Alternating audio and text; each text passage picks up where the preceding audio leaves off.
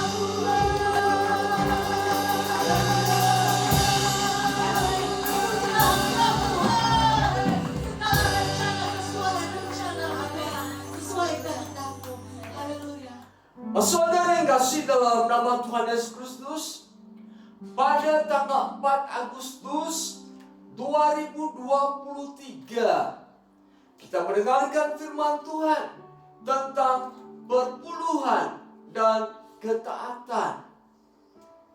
Bahwa perpuluhan itu merupakan bagian dari ketetapan Allah yang harus kita lakukan sepanjang kehidupan kita.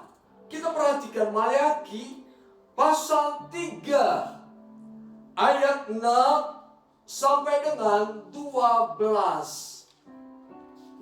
Saya undang sidang jemaat bagi berdiri, dan kita akan baca bersama-sama dengan suara yang keras.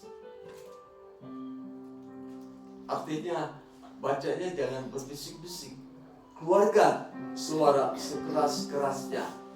1, 2, 3. Bahwasanya aku Tuhan tidak berubah, dan kamu Bani Yakub tidak akan lenyap. Sejak zaman nenek moyangmu, kamu telah menyimpang dari ketetapanku dan tidak memeliharanya. Kembalilah kepadaku, maka aku akan kembali kepadamu, firman Tuhan semesta alam. Tetapi kamu berkata, dengan cara bagaimanakah kami harus kembali? Bolehkah manusia menipu Allah? Namun kamu menipu aku. Tetapi kamu berkata, dengan cara bagaimanakah kami menipu engkau? Mengenai persembahan persepuluhan dan persembahan khusus, kamu telah mengaturku, tetapi kamu masih menipu aku. Ya, kamu seluruh bangsa. Bawalah seluruh persembahan persepuluhan itu ke dalam rumah perbendaharaan, supaya ada persediaan makanan di rumahku. Dan pujilah aku, firman Tuhan semesta alam. Apakah aku tidak membukakan bagimu tikap-tikap langit dan mencurahkan berkat kepadamu sampai berkelimpahan? Aku akan menghardik bagimu belalang lahat, supaya jangan dihabisinya hasil tanahmu, dan supaya jangan pohon anggur di padang tidak berbuah bagimu. Firman Tuhan semesta alam. Maka segala bangsa akan menyebut kamu berbahagia, sebab kamu ini akan menjadi negeri kesukaan. Firman Tuhan semesta alam. Katakan amin untuk firman Tuhan. 1, 2, 3. Amin. Puji Tuhan, silahkan duduk. Saudara yang dikasih dalam nama Tuhan Yesus Kristus, di dalam ayat yang ke-9, kamu telah kena kutuk. Itu Maleakhi katakan kepada bangsa Israel, kamu telah kena kutuk. Kenapa bangsa Israel kena kutuk? Apakah Allah mengutuk bangsa Israel? Apakah memang karakter Allah adalah karakter yang selalu mengutuk setiap orang yang percaya kepadanya? Allah tidak akan dan tidak pernah mengutuk umatnya. Di dalam bahasa lain dikatakan, kamu melaknat dirimu sendiri. Kamu mengutuk dirimu sendiri.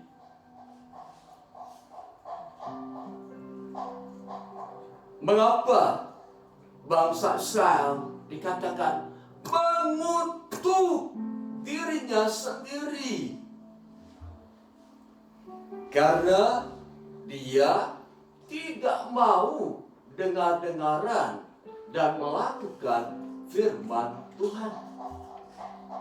Tidak mau mengikuti ketetapan-ketetapan Tuhan.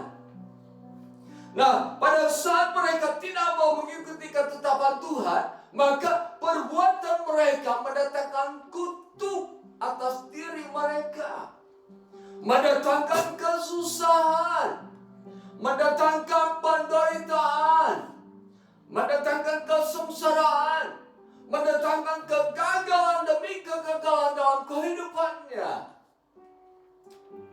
Allah tidak pernah mengutuk umatnya. Sebab umatnya adalah umat yang dikasihi Allah. Mereka bagaikan biji mata Allah. Siapa yang mengutuk umatnya? Diri mereka sendiri. Mereka tidak mau mendengar dan tidak mau melakukan firman Tuhan. Mau hidup sesuai dengan keinginan sendiri.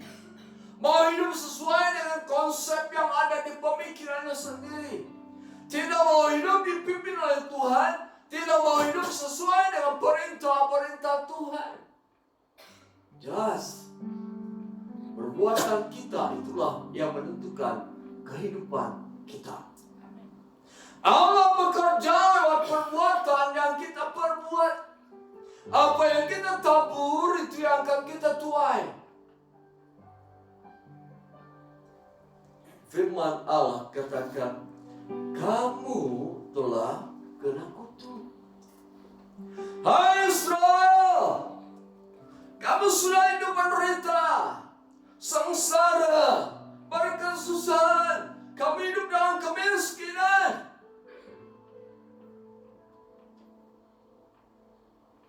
Bukan Tuhan yang mengutuk kamu, tetapi dirimu sendiri, Israel, yang menjadikan kamu terkutuk. Karena kamu tidak mau mendengar, tidak mau melakukan firman Tuhan. Kita perhatikan dalam kitab Ulangan.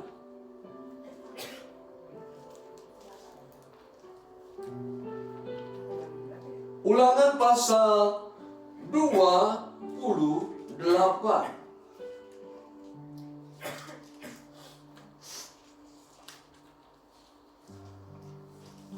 Demikian dikatakan firman Tuhan dalam kitab Ulangan pasal 28 ayat 15. Tetapi jika kamu tidak mendengarkan suara Tuhan Allahmu dan tidak melakukan dengan setia segala perintah dan ketetapannya yang kusampaikan kepadamu pada hari ini, maka segala kutuk ini akan datang menimpamu.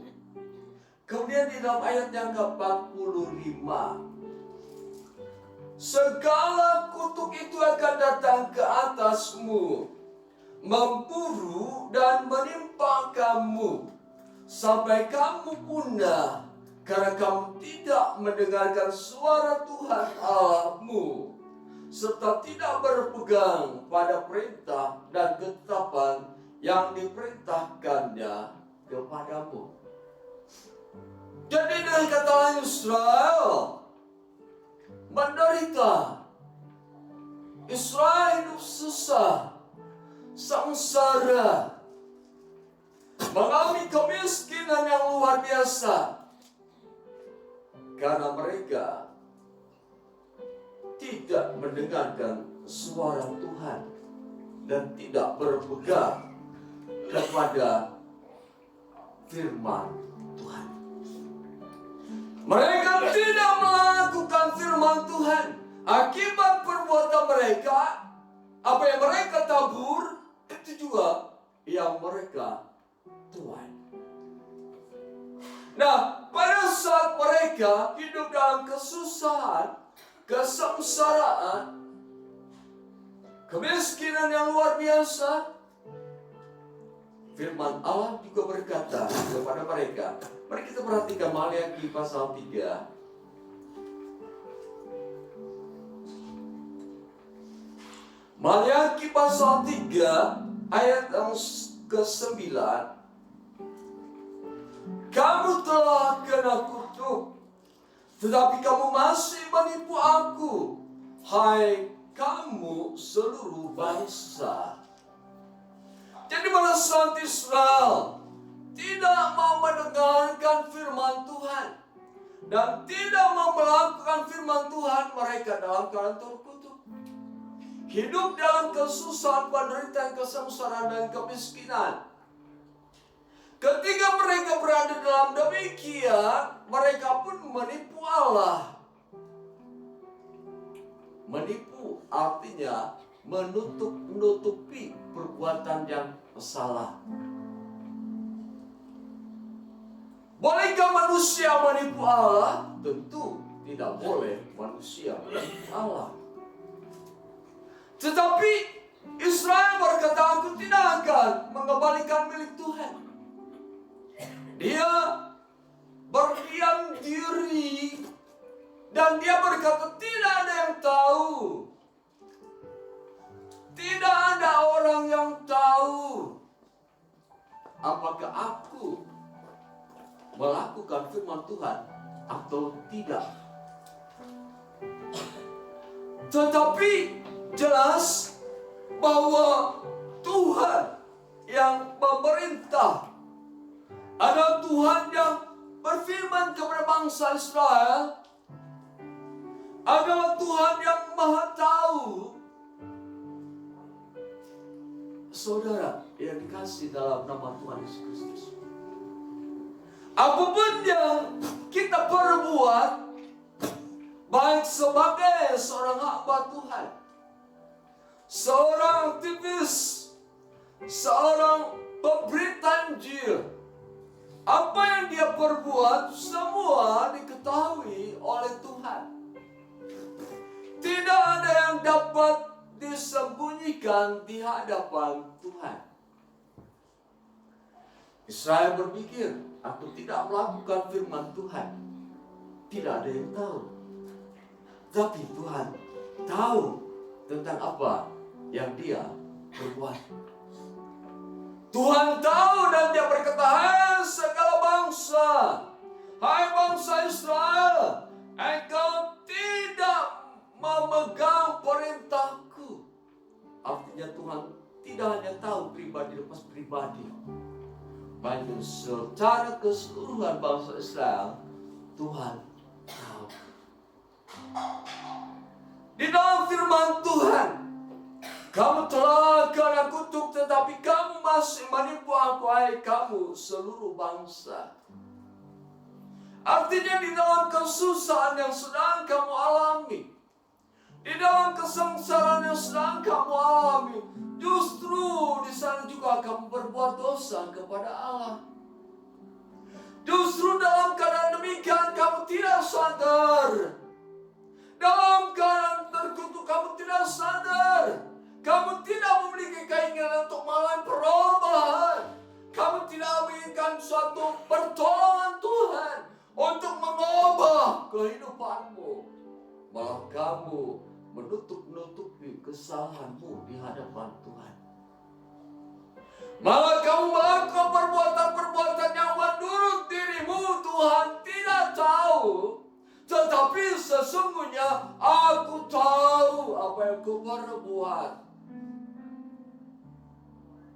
Tuhan berfirman kepada bangsa Israel, betapa bebannya bangsa ini sudah hidup di dalam kesusahan, kesengsaraan, tangisan, bukan mengalami perubahan dalam kehidupannya, bukan menginginkan suatu kehidupan yang berubah, tapi justru berbuat kesalahan.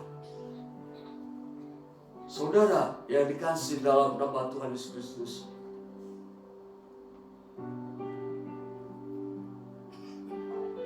ada satu syarat yang Tuhan katakan. Dan katakan, hai Israel, jika ingin hidupmu mengalami perubahan, bawalah seluruh persembahan persepuluhan itu ke dalam rumah Tuhan. Bawalah seluruh persembahan itu ke dalam rumah Tuhan. Itu adalah kebenaran firman Tuhan yang mau tidak mau setiap orang harus tunduk kepada firman Tuhan. Dengan kata lain, pada saat Israel hidup dalam pebuangan, hidup di dalam kesengsaraan, kesusahan, tangisan, dan kemiskinan, Allah berbicara, Israel, aku akan mengubah kehidupanmu. Israel, aku akan memulihkan kehidupanmu. Israel, aku akan mengangkat derajat hidupmu. Bawalah seluruh persepuluhan itu ke dalam rumah perbendaharaan. Kata bahwa di sini juga berarti bahwa Allah ingin Israel hidup mengandalkan firman Tuhan, hidup mengandalkan perkataan Tuhan, daripada hidup berdasarkan apa yang dia lihat. Memang Rasul Paulus juga katakan, kita orang percaya hidup karena iman, bukan karena apa yang kita lihat. Itulah yang harus dipraktekkan dalam kehidupan kita sebagai orang percaya. Hidup berdasarkan kebenaran firman Tuhan, melakukan firman Tuhan. Sebab dengan melakukan firman Tuhan akan terjadi perubahan dalam diri kita, akan terjadi pemulihan dalam diri kita. Inilah yang sudah kami alami sekeluarga. Kami memberitakan Injil karena kami sudah melakukannya. Kami sudah hidup di dalamnya dan kami sudah menikmati apa dinamakan dengan yang dikerjakan oleh Tuhan ketika kami membawa persepuluhan ke rumah Tuhan. Saudara yang kasih dalam nama Tuhan Yesus Kristus, bawalah sampai ayat yang ke-11. Berarti Allah berkata, bertindaklah sesuai dengan firman Tuhan, berlakulah sesuai dengan firman Tuhan. Jangan seperti bangsa-bangsa lain, jangan seperti orang-orang yang tidak mengenal Allah. Saudara yang dikasih dalam nama Tuhan Yesus Kristus, bawalah seluruh persepuluhan itu ke dalam rumah perbendaharaan, supaya ada persediaan dalam rumahku. Pada zaman Nehemia hidup, banyak para imam, mereka meninggalkan bait Allah, mereka meninggalkan rumah Allah, karena bangsa Israel tidak mengembalikan milik Tuhan. Pada saat itu, janda-janda, yatim piatu, dan fakir miskin juga mengalami suatu penderitaan yang luar biasa, karena di dalam rumah Tuhan tidak ada makanan yang dapat diberikan kepada mereka. Makanan di sini berbicara tentang firman Tuhan dan makanan yang menurut kenyataan gandum dan yang lain-lain. Jadi dengan kata lain, di dalam perbendaharaan Tuhan harus ada makanan, harus ada firman, harus ada bagian bagi mereka yang sudah lanjut usia atau janda, yatim piatu. Mereka yang benar-benar terlihat dalam kehidupan sehari-hari sebagai orang yang miskin dan sangat miskin. Mereka yang harus mendapatkan bagian dari apa yang bangsa Israel bawa ke dalam rumah Tuhan. Saudara yang kasih dalam nama Tuhan Yesus Kristus, siapakah yang akan datang ke rumah Tuhan? Mereka janda-janda, yatim piatu, orang-orang miskin. Mereka akan datang ke dalam rumah Tuhan, dan di dalam rumah Tuhanlah ada yang akan mereka nikmati. Karena apa? Semua umat membawa persepuluhan ke dalam rumah perbendaharaan. Saudara yang kasih dalam nama Yesus Kristus, kemudian ayat yang 10 di sana dikatakan, ujilah aku, firman Tuhan semesta alam. Apakah aku tidak akan membukakan bagimu tingkap-tingkap langit dan mencurahkan berkat kepadamu sampai berkelimpahan. Aku akan menghadik bagimu belalang pelahap, supaya tidak dihabisinya hasil tanahmu, dan supaya pokok anggur di padang tidak gagal berbuah bagimu. Saudara, ujilah aku. Apakah aku tidak akan membukakan bagimu tingkap-tingkap langit? Berbicara tentang langit, kita berbicara tentang penguasa udara yang ada di atas sana. Mari kita perhatikan Efesus.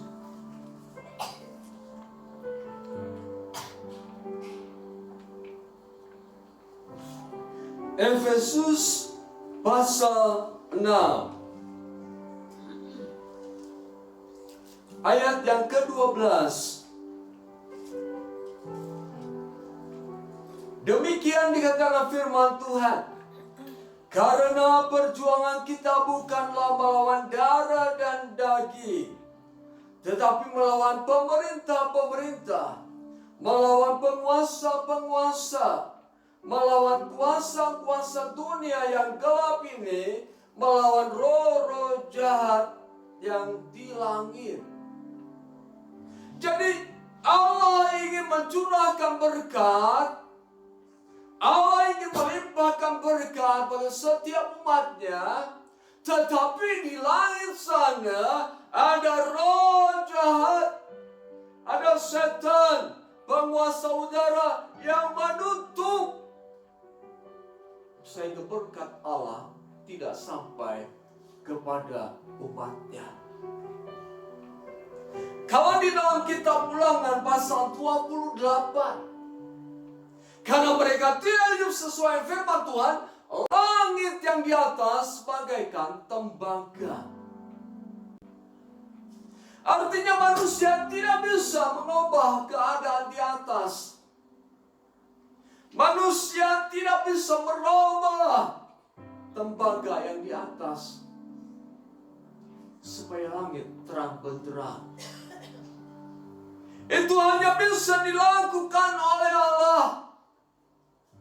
Sebab manusia tidak memiliki kekuatan untuk merusak pekerjaan-pekerjaan setan di atas sana.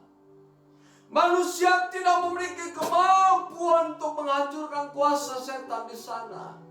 Manusia tidak memiliki kekuasaan untuk mengalahkan kerajaan setan yang di atas sana.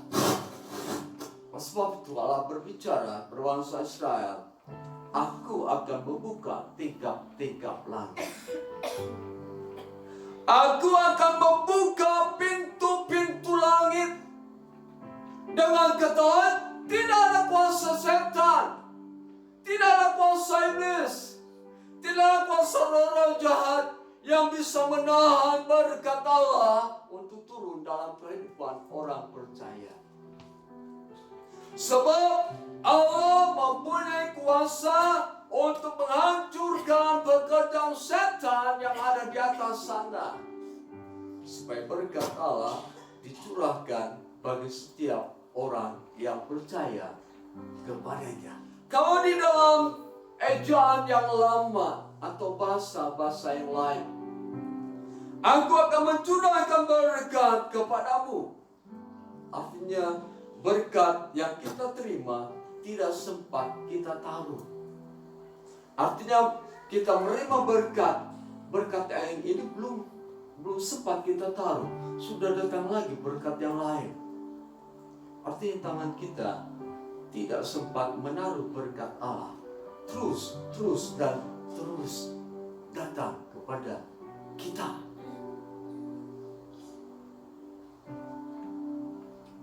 Aku akan mencurahkan berkat kepadamu sampai berkelimpahan.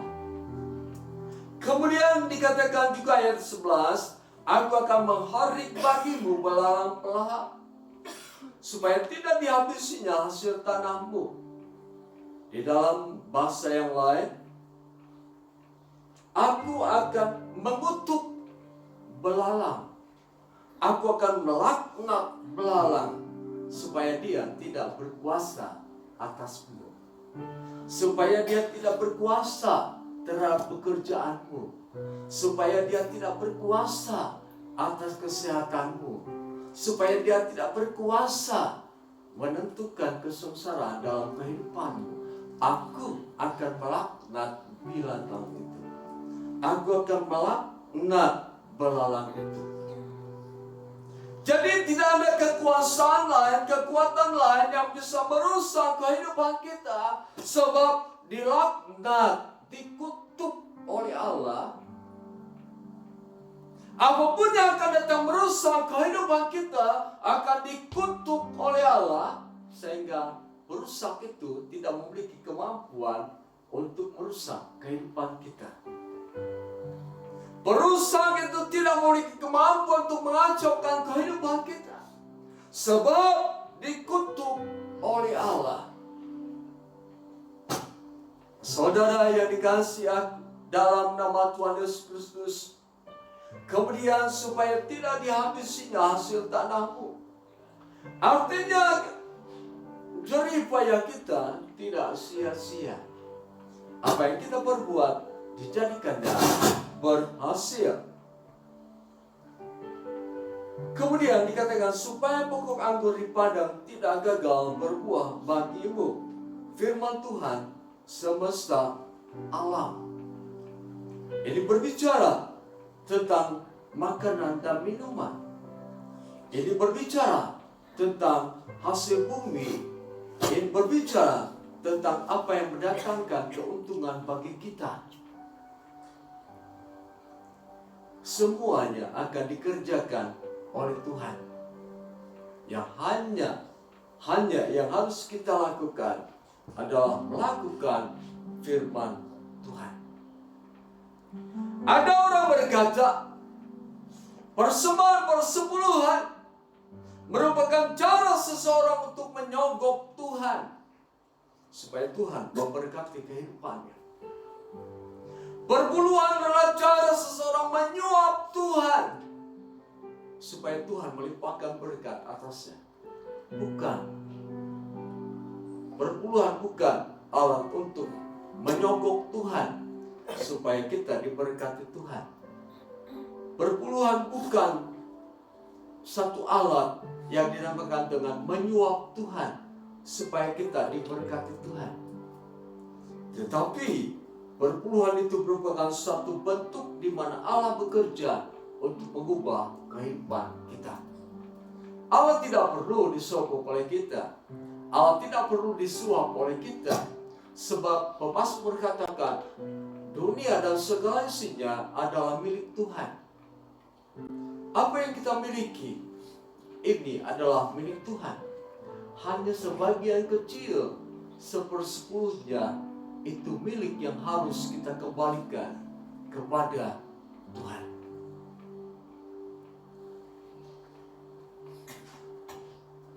Rasul Paulus juga katakan, dunia dan segala isinya ini milik Tuhan. Hanya bagian kecil yang Tuhan perintahkan kepada kita supaya bawa ke dalam rumah perbendaharaan Tuhan.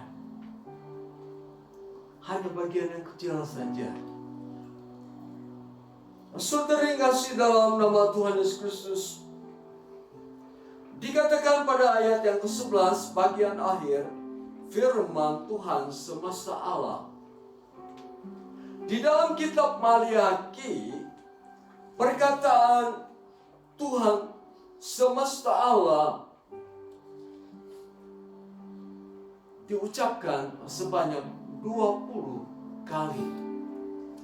Ada 20 ayat yang menyebut Tuhan semesta alam.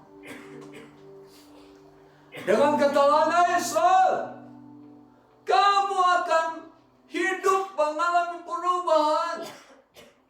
Karena Tuhan sembahlah Tuhan semesta alam. Tuhan yang berkuasa atas bumi. Tuhan berkuasa atas langit. Tuhan berkuasa atas segala sesuatu yang ada di dalam dunia ini.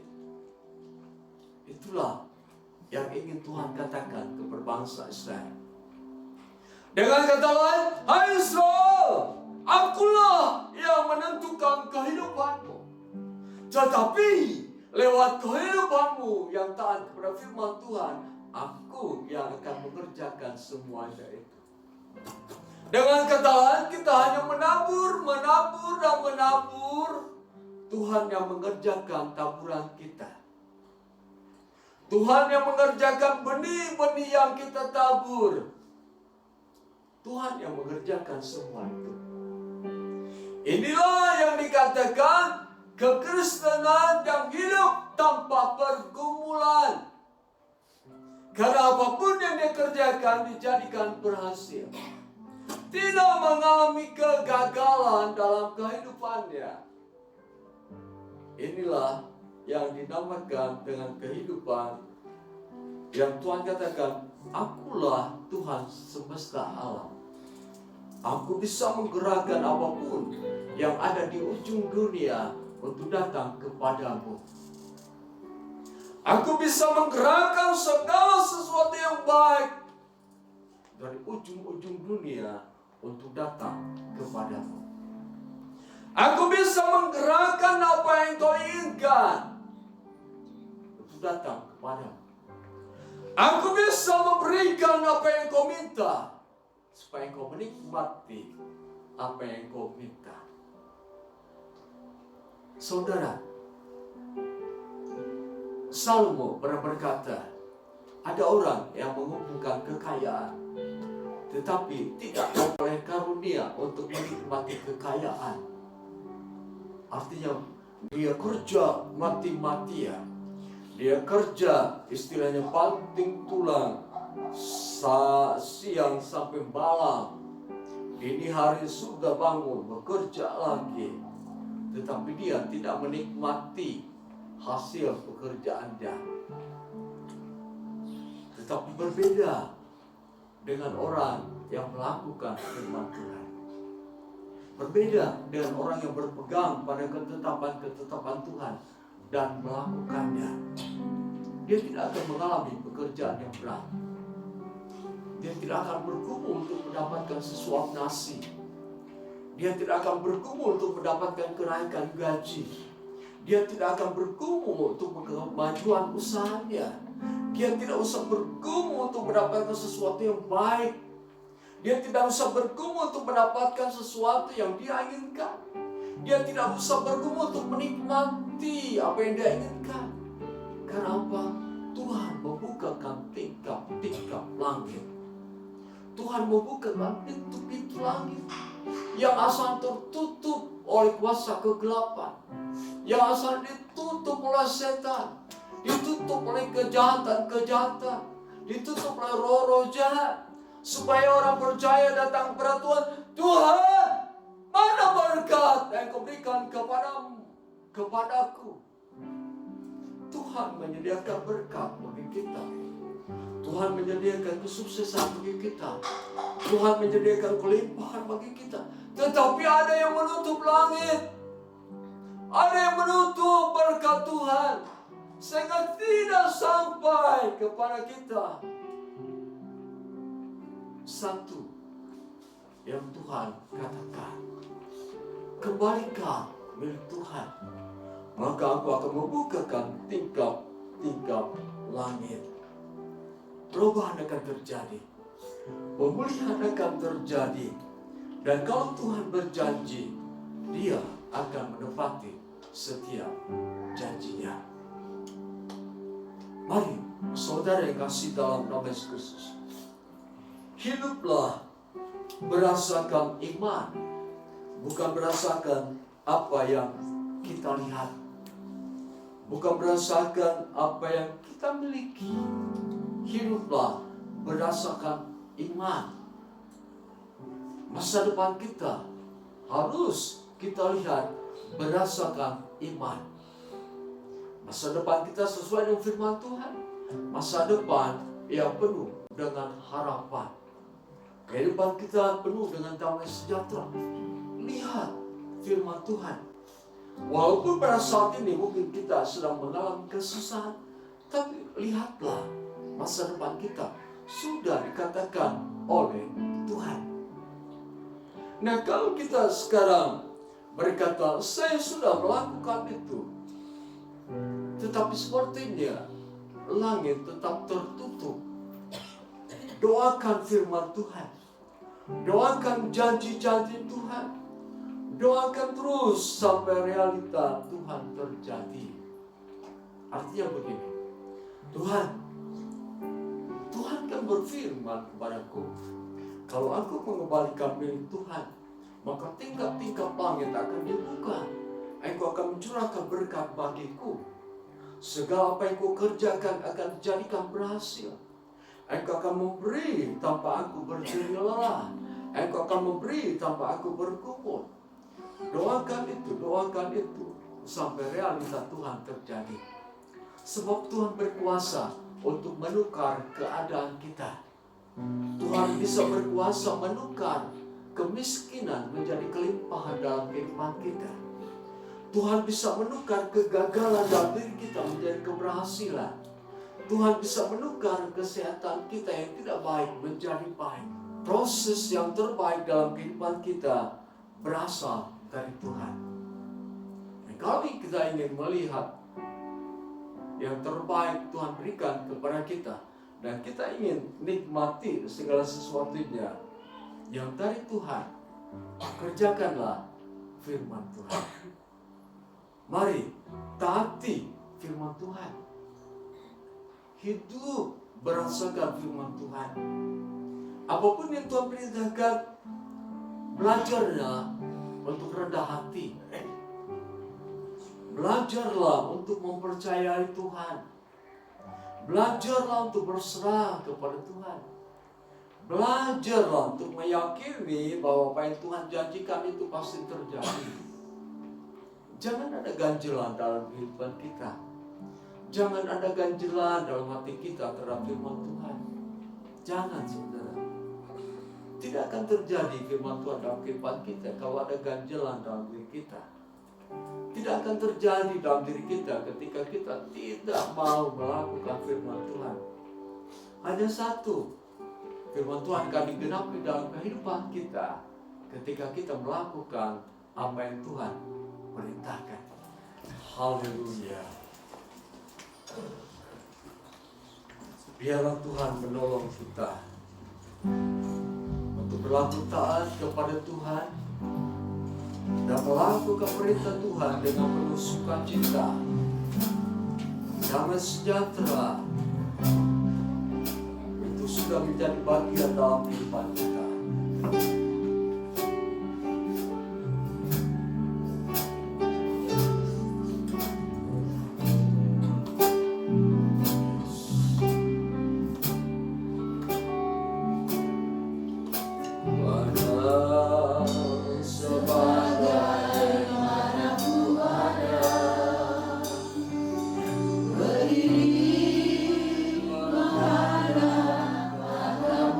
Bapa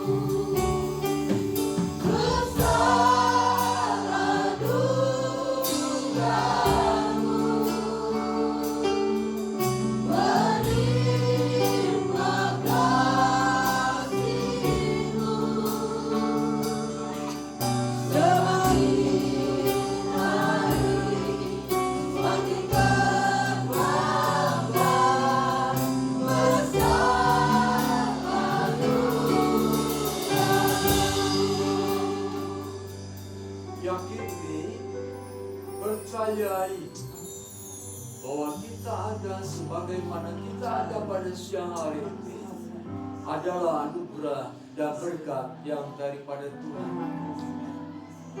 Apa yang kita miliki pada saat ini semua adalah milik Tuhan, berasal dari Tuhan, sebab Dia Tuhan semesta alam. Sebab itu mari saudara, ada Roh Kudus di dalam diri saudara. Biarlah Roh Kudus yang bekerja untuk melembutkan hati saudara, untuk melembutkan hati kita semua, untuk melakukan firman Tuhan yang terkecil yang harus kita kerjakan dalam kehidupan ini, tetapi membawa akibat yang besar dalam kehidupan sehari-hari. Kehidupan tanpa pergumulan, kehidupan tanpa jerih lelah, karena secara otomatis Tuhan memberikannya kepada kita. Apapun yang kita kerjakan, Tuhan menjadikan berhasil. Terima kasih atas firman-Mu ya Tuhan. Biarlah Roh Kudus tolong kami agar kami melakukan apa yang Tuhan kehendaki.